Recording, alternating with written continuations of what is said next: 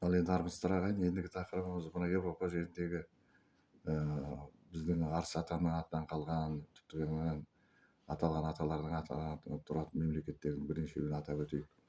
Мына ағылшын саксон тобына кіретін елдер бар. Соның мына айттық қой жаңа сақтың қып пен сақ деп. Қыптың осқұтары мал, сақтың ер, ұрыс, шие төк деген 4 баласы болады деп. Енді солардың ішінде көп тараған шиенің ұрпағы, солардың біреуінің ішінде. Мына Европаның орталық замандағы осыдан 2000-2300 жыл бұрынғы 2500 жыл тарих карталарына қарасаңыз, орталық Европада шие, свие дейді. Свеп деп жаңа әртүрлі атаумен атаған Европа ғалымдарының Геродоттан бастап Тацит, Плиний, Страбонның еңбектерінде аталатын свеп, свие, шве деген атаулар осы біздің сақтың ұлы шиенің ұрпақтары құрған мемлекеттер. Шие мен ардың ұрпағы қосылып Швейцария болып тұр, шие ар болып тұр. Енді соларға солтүстікке қарай жылжыған кезде шиелер Балтық теңізінің жағалауына ие болды. Біз оны таба алмай жүргеніміз Польша деген ел бар. Бұл бол шие екен шынында. Кейін өзгеріп, мына половцы деп отырғанда бол деген сөз. Мына жердегі бол деген атауы өзгеріп Польша болып тұрып, шындығында пол шие, бол шие болған. Содан енді өздеріңіз білесіздер, сөз өзгеріп, трансмиссияға түсіп өзгеріп отырады, содан Польша болып кеткен. Половцы деп отырған болдықтар деп отырған сөз.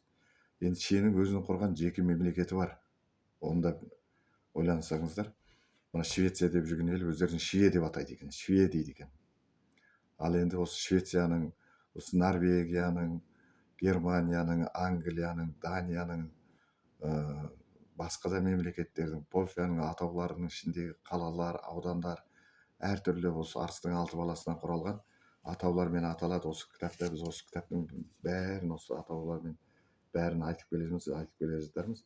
Бұл жерде біз түгелмен жаздық, енді арғы кіші атауларға барған жоқпыз. Норвегия атауы, Норвег, Норман, Нор деген уақыттың баласы.